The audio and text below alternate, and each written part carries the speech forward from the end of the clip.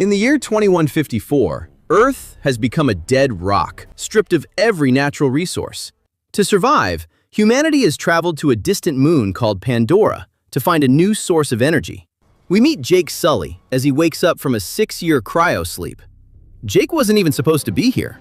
His twin brother, a brilliant scientist, was the one chosen for this mission, but he was killed back on Earth for the change in his pockets. Because they share the same DNA, the company recruited Jake to take his place. Not because he's a genius, but because they'd already spent billions on a custom avatar that only someone with his genetic code can operate. Jake, however, is a combat veteran who lost the use of his legs in war. The moment they land, the vibe is clear.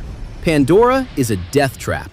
It's a world of massive machinery, mercenaries, and a toxic atmosphere that will kill a human in minutes. We meet Colonel Miles, the head of security, who puts it bluntly: everything on this planet wants to eat you. Jake is taken to a lab where he sees the avatars, massive blue-skinned clones grown from a mix of human and native Na'vi DNA. By linking his mind to the avatars, Jake can remotely control the body. Dr. Grace, the lead scientist, is pissed. She wanted a researcher, not a grunt in a wheelchair. But Parker, the corporate suit running the show, doesn't care. He's there for one thing: unobtainium, a mineral worth $20 million a kilo that sits right under the native soil. Jake's first time plugging in is life-changing. The moment his avatar opens its eyes, he realizes he can feel his toes. Forgetting all protocol, he sprints out of the lab, feeling the dirt beneath his feet for the first time in years. But there's a double cross in the works. Colonel Miles pulls Jake aside with a private offer. Infiltrate the Na'vi, learn their secrets, and figure out how to get them to move so the company can mine their land. If Jake plays ball, the colonel will pay for the surgery to give him his real legs back. Jake, a soldier looking for a mission, agrees. The team heads into the jungle, a neon-colored wilderness of giant plants and predators. While Dr. Grace is busy with science, Jake's curiosity gets the better of him. He touches a plant that shrinks away, only to find himself face to face with a massive predator. Grace tells him to stand his ground, but Jake tries to play tough and scares the creature off, only to realize it wasn't scared of him. It was running from a Thanator, the baddest apex predator on the planet. What follows is a brutal chase through the brush that ends with Jake taking a literal leap of faith off a massive waterfall, leaving him stranded and alone in the heart of Pandora. Jake survives the fall, but he's alone and lost in the deep jungle. High above, a Na'vi girl named Mtiri has him in her sights. She's ready to kill him, but a glowing, sacred seed lands on her arrow, a sign from their goddess that this sky person has a purpose. She lowers her bow. As night falls, Pandora turns into a neon nightmare. Jake is swarmed by a pack of viper wolves. Neytiri drops from the trees and saves him. Jake tries to follow her, begging to learn their ways. But she's dismissive. She thinks humans are babies who can't see the truth of the world. But then, dozens of those glowing seeds descend, covering Jake's body. To Neytiri, this means Jake has a pure spirit. She takes him to her village, where he meets her father, the clan leader, and her mother, their spiritual guide. They decide to take him in and let Neytiri train him. When Jake wakes up back at base, the humans are stunned he's still alive. Colonel Miles and Parker are thrilled Jake is officially in. Parker reminds him that the clock is ticking. He has 3 months to convince the Na'vi to move off that mountain of unobtainium before the bulldozers move in. In exchange, the colonel promises Jake his legs back. The training begins. Neytiri teaches Jake how to move through the canopy, how to hunt, and how to speak their language. To everyone's surprise, Jake is a natural. He stops acting like a soldier and starts living like a Na'vi. The final test is the Ikran. Every warrior must bond with one of these giant winged predators. They trek to the Hallelujah Mountains, massive peaks that literally float in the sky, to find the nesting grounds. Jake asks how he'll know which one is his, and Neytiri's answer is simple: he will try to kill you. After a brutal wrestling match high above the clouds, Jake subdues his Ikran and takes his first flight. During their flight, they're nearly taken out by a Taruk, a massive, legendary beast that's essentially a dragon. Neytiri explains that only 5 Na'vi in history have ever ridden one. They are called Taruk Makto, leaders who unite the clans in times of great sorrow. Jake is officially inducted into the tribe.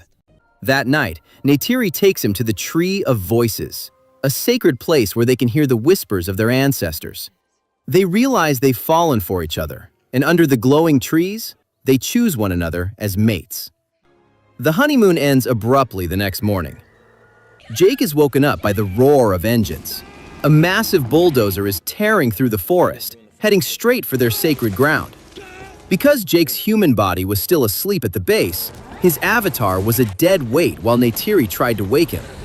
He finally plugs in, just in time to see the destruction. In a fit of rage, he climbs the machine and smashes its cameras. But the soldiers open fire, forcing him to run.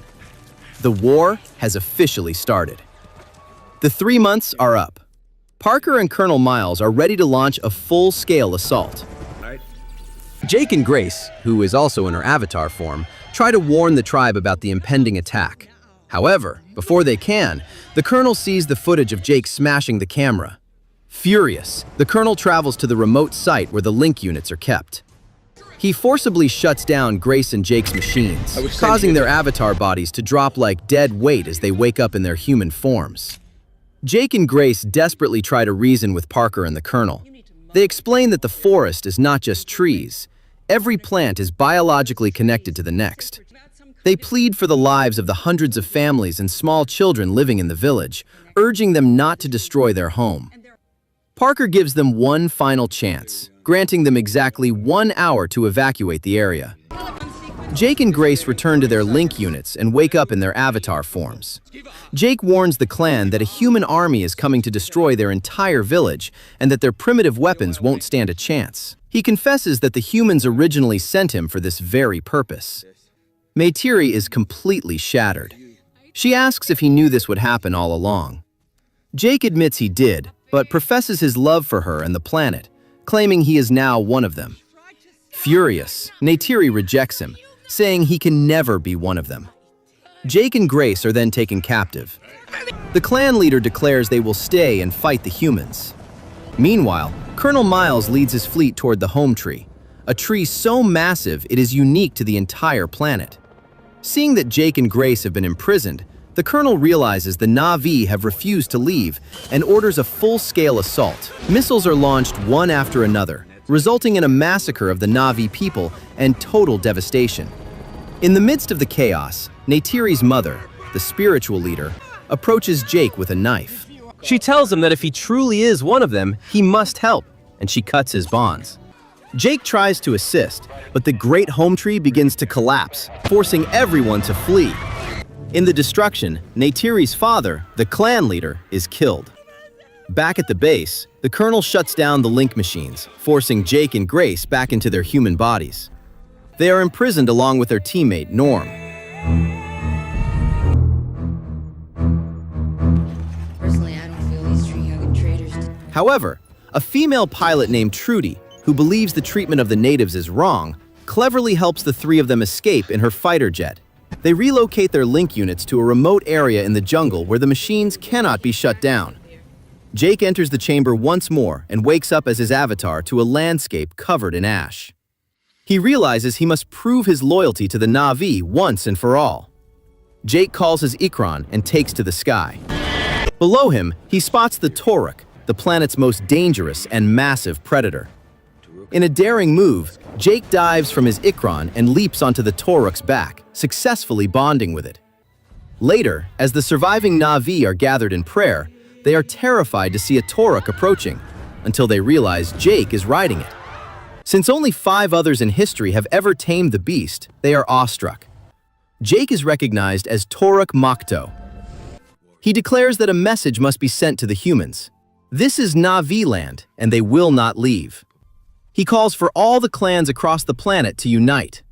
As thousands of Na'vi gather, Jake visits the Tree of Souls to pray to Awa, the goddess of the planet.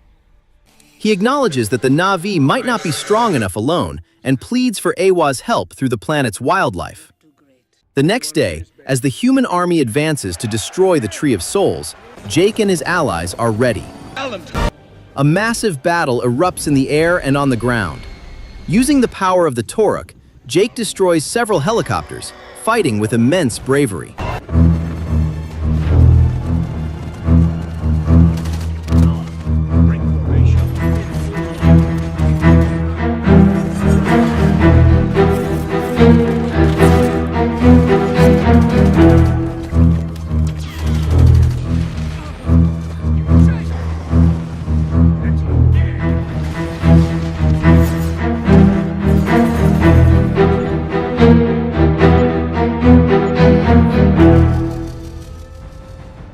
However, despite their courage, the Na'vi struggle against the humans' advanced technology and heavy gunfire.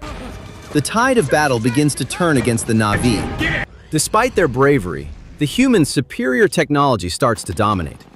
There comes a moment when Neytiri finds herself trapped, with soldiers closing in on her position. Just as it seems she's about to be captured or killed, a frantic message crackles over the humans' radios. Something massive and fast is approaching. Suddenly, the planet's most dangerous wildlife, creatures so tough that ammunition barely affects them, charge out of the jungle. They begin a relentless assault on the human soldiers. In the sky, thousands of Ikrons swarm the helicopters. It becomes clear that Awa, the goddess of the planet, heard Jake's prayer and has sent nature itself to fight back. Colonel Miles, refusing to surrender, suits up in his massive AMP robotic suit and attacks Jake. A brutal, ground-shaking duel ensues between them. During the fight, the Colonel mocks Jake, claiming he has forgotten his true identity. The Colonel then spots the remote link unit where Jake's human body is sleeping. He begins to smash the glass of the unit, causing the toxic atmosphere of Pandora to leak inside. As the air becomes unbreathable for human Jake, his avatar body begins to weaken and lose consciousness. Just as the Colonel prepares to deliver a fatal blow with a knife, Neytiri arrives. She fires two powerful, poisoned arrows directly into the Colonel's chest, killing him instantly. With the Colonel dead, Neytiri rushes to the link unit. Inside, Jake's human body is gasping for his final breaths. In the aftermath of the war, the humans are defeated. They are rounded up and sent back to Earth, though a few scientists and individuals who supported the Na'vi are allowed to stay. Jake, however, chooses not to return to his human life. The Na'vi gather at the Tree of Souls for a final sacred ritual. They place Jake's human body and his avatar body side by side. Through the power of the tree and the collective prayers of the clan, Jake's consciousness and soul are permanently transferred from his human body into his avatar. He opens his eyes, not as a human controlling a clone, but as a true Na'vi. He is now one of them forever.